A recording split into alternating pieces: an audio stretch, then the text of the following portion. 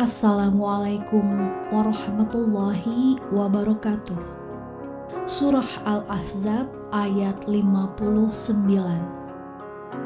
Surah Al-Ahzab adalah surah ke-33 dalam Al-Quran, terdiri atas 73 ayat.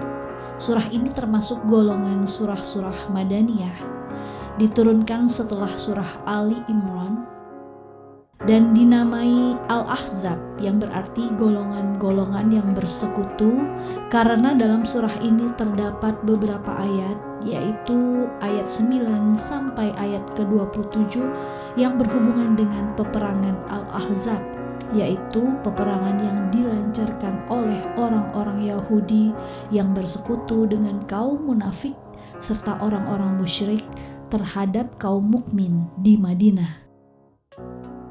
Surah ini turun saat Rasulullah SAW sedang berdakwah di kota Madinah, tepatnya saat perang Khandaq terjadi, yaitu pada ayat ke-9 hingga 25. Kata Al-Ahzab sendiri artinya golongan yang bersekutu, yaitu sekutu kafir Quraisy yang menyerang Madinah saat peperangan berlangsung. Surah ini disebut sebagai Al-Ahzab karena menyinggung tentang bersatunya orang-orang musyrik dalam memerangi Islam. Sekali lagi diterangkan bahwa perang Ahzab merupakan perang bersejarah kaum muslimin melawan kabilah-kabilah atau kelompok-kelompok musuh yang dalam Al-Quran disebut sebagai Ahzab. Kata Ahzab digunakan sebanyak 2 kali dalam surah ini, yaitu pada ayat ke-20 dan ayat 22. Seperti yang disampaikan di atas bahwa jumlah ayat pada surah ini adalah 73, jumlah katanya adalah 1307, dan jumlah hurufnya adalah 5787. Dari sisi isi, surah Al-Ahzab termasuk sebagai surah Al-Matsani yang ukurannya relatif kecil, yaitu kurang lebih dari setengah juz Al-Quran. Dalam surah ini terdapat beberapa hukum fikih di mana bagian terpentingnya membahas secara khusus tentang Rasulullah SAW dan para istrinya, diantaranya pada ayat ke-27 hingga ayat 34 dan ayat 59 tentang pernikahan seseorang dengan istri anak angkatnya setelah cerai itu diizinkan, yaitu pada ayat ke-37. Terus tentang tingkatan pembagian warisan pada ayat ke-6, dan hukum-hukum terkait dengan talak dan iddah yang terdapat pada ayat 49, dan perempuan yang dapat dan haram dinikahi, dan hukum hijab serta pakaian untuk wanita. Nah, di antara tema besar dalam surah Al-Ahzab tersebut kali ini yang akan kita bahas secara khusus adalah Al-Ahzab ayat 59 tentang kewajiban hijab bagi muslimah. Bismillahirrahmanirrahim.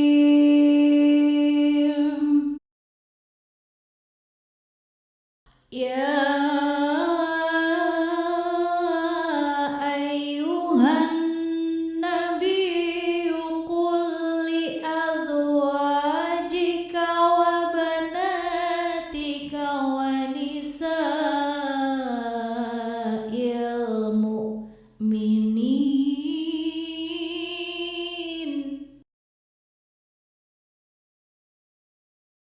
wa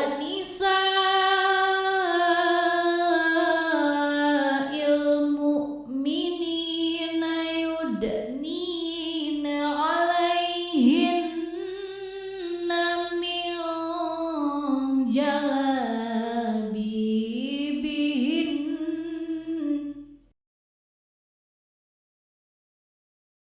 dzalika adna ayyurafna fala yu'zain wa kana Allahu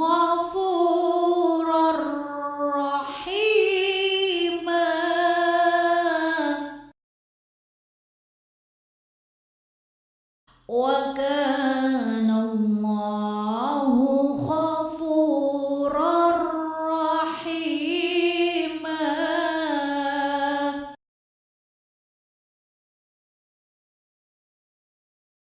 Dengan menyebut nama Allah yang Maha Pengasih lagi Maha Penyayang.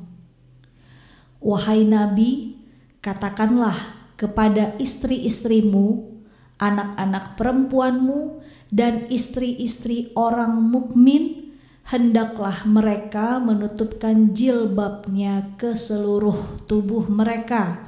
Yang demikian itu agar mereka lebih mudah untuk dikenali sehingga mereka tidak diganggu. Dan Allah Maha Pengampun, Maha Penyayang. Berdasarkan riwayat Imam Bukhari, Aisyah radhiyallahu an mengatakan, pada suatu hari Saudah pergi keluar untuk suatu keperluan. Saudah adalah perempuan yang cukup gemuk, yang mudah dikenali siapa saja yang sudah mengenalnya. Ketika Umar bin Khattab melihatnya, ia berkata, "Wahai Saudah, ketahuilah bahwa sesungguhnya engkau tidak asing bagi kami dan mudah kami kenali. Karena itu perhatikanlah bagaimana engkau pergi keluar." Lalu Saudah pun langsung berputar arah dan kembali. Sementara waktu itu Rasulullah SAW sedang di rumah makan malam. Tangan beliau sedang memegang atau tulang yang dagingnya tinggal sedikit. Kemudian Saudah masuk dan berkata, "Ya Rasulullah, saya pergi keluar untuk suatu keperluan. Lalu di tengah jalan Umar bin Khattab berkata kepadaku begini dan begitu." Lalu Allah Subhanahu wa Ta'ala pun menurunkan wahyu kepada Rasulullah. Hingga proses turunnya wahyu selesai, Al-Ahzab ayat 59. Rasulullah masih memegang tulang yang dagingnya tadi tinggal sedikit. Lalu beliau bersabda, "Sesungguhnya telah diizinkan bagi kalian pergi keluar untuk suatu keperluan." Di samping itu ada juga riwayat yang lain yang menjelaskan sebab musababnya turun surah Al-Ahzab ayat 59 ini. Sa'ad dalam At-Taubaqat meriwayatkan dari Abu Malik, ia berkata, para istri Rasulullah SAW pergi pada malam hari untuk suatu keperluan. Dan ada sejumlah orang munafik yang suka mengganggu mereka hingga mereka merasa terganggu dan tersakiti. Kemudian mereka mengadu kepada Rasulullah SAW. Lalu orang-orang munafik itu ditanya, "Sesungguhnya kami melakukan hal semacam itu hanya terhadap para budak perempuan." Demikian kilah mereka. Maka Allah pun menurunkan surah Al-Ahzab ayat 59 ini. Asbabun nuzul ayat berhijab ini timbul untuk membedakan antara wanita muslim dengan wanita jahiliyah serta budak-budak perempuan. Sebelum adanya ayat ini, tidak ada perbedaan dalam cara berpakaian antara wanita merdeka dengan wanita budak, antara wanita baik dan terhormat dengan wanita yang kurang baik pun memiliki penampilan yang sama. Turunnya ayat ini memberikan sekat untuk membedakan keduanya agar pelecehan tidak menimpa wanita muslim yang baik dan terhormat. Ayat ini, Al-Ahzab 59, menjelaskan tentang kewajiban perempuan mukmin untuk menutup auratnya. Allah Subhanahu wa Ta'ala memanggil Nabi Muhammad agar memerintahkan istri dan putri beliau serta seluruh wanita mukminah agar mengulurkan jilbab ke seluruh tubuhnya. Mengenai batasan dalam menutup aurat, banyak ulama memang masih memperdebatkannya. Para ulama memiliki pendapat berbeda-beda mengenai pengertian hijab. Ibnu Abbas mengartikan hijab sebagai mantel yang menutup bagian tubuh atas hingga bagian bawah. Adapun Al-Qurtubi, Ibnu Arabi, dan An-Nasafi mengatakan bahwa hijab adalah pakaian yang menutupi seluruh tubuh. Ada pula ulama yang mengartikan hijab sebagai baju kurung longgar dan tidak tipis yang menutupi seluruh bagian tubuh wanita. Namun mayoritas ulama berpendapat bahwa memakai cadar memang tidak wajib. Yang wajib adalah menutup aurat dengan batasan seluruh tubuh kecuali wajah dan telapak tangan. Dalam surah yang lain dalam Al-Quran, yaitu surah An-Nur ayat 31 mengatakan, "Dan katakanlah kepada wanita yang beriman, hendaklah mereka menahan pandangannya dan memelihara kemaluannya, dan janganlah mereka menampakkan perhiasannya kecuali yang biasa kelihatan daripadanya, dan hendaklah mereka menutupkan khumur atau kerudung mereka sampai ke dada mereka." Kemudian sesuai hadis yang diriwayatkan dari istri Rasulullah SAW, yaitu Aisyah radhiyallahu an, menceritakan bahwa adik kandungnya yang bernama Asma binti Abu Bakar masuk ke dalam rumah Rasulullah dengan berpakaian tipis. Rasulullah SAW pun berpaling darinya dan bersabda, "Wahai Asma, sesungguhnya seorang wanita itu jika sudah haid atau sudah baligh tidak boleh terlihat dari dirinya kecuali ini dan ini." Beliau menunjukkan wajahnya dan kedua telapak tangannya. Bagaimanapun kriteria hijab tetap memiliki satu tujuan utama, yaitu menutup aurat wanita muslim.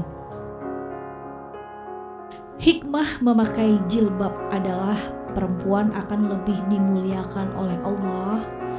Perempuan akan menjadi pribadi yang merdeka dan dijauhkan dari gangguan orang-orang fasik, yaitu gangguan orang-orang yang menyalahgunakan kesempatan. Ayat ini menjadi landasan peristiwa agar Nabi Allah menyampaikan ketentuan ini kepada seluruh muslimah. Hal ini tentu untuk mencegah agar peristiwa yang menimpa para istri Nabi tidak lagi menimpa kaum muslimah dimanapun mereka berada. Al-Ahzab 59 mengatakan bahwa Allah Subhanahu wa Ta'ala juga mengampuni dosa-dosa perempuan yang terdahulu sebelum turun kewajiban padanya untuk memakai jilbab. Ulama Sayyid Qutb dalam tafsir Fi Zilalil Quran mengatakan, yaitu atas dosa-dosa dan kesalahan-kesalahan yang telah lalu di masa jahiliyah, di mana orang-orang yang beriman belum mengetahui kewajiban mengenakan jilbab ini. Ayat ini juga menandakan tidak semata-mata turun dalam konteks untuk menutup aurat perempuan saja. Namun dalam konteks yang lebih luas, ayat ini menjadi isyarat pelajaran agar para pria jahil tidak mengganggu muslimah dimanapun mereka berada. Mengenakan jilbab juga tidak bertujuan membatasi gerak, aktualisasi, kemajuan, dan perkembangan seorang perempuan. Jilbab juga bukan simbol keterbelakangan, kelemahan, atau kekalahan kaum perempuan terhadap suatu kelompok pada zaman tertentu. Maka dengan memahami asbabun nuzul ayat ini, umat Islam tidak akan memahaminya secara sebagian. Perlu diketahui bahwa hadis Abu Daud disebutkan Nabi Muhammad SAW pernah bersabda, "Wanita itu aurat.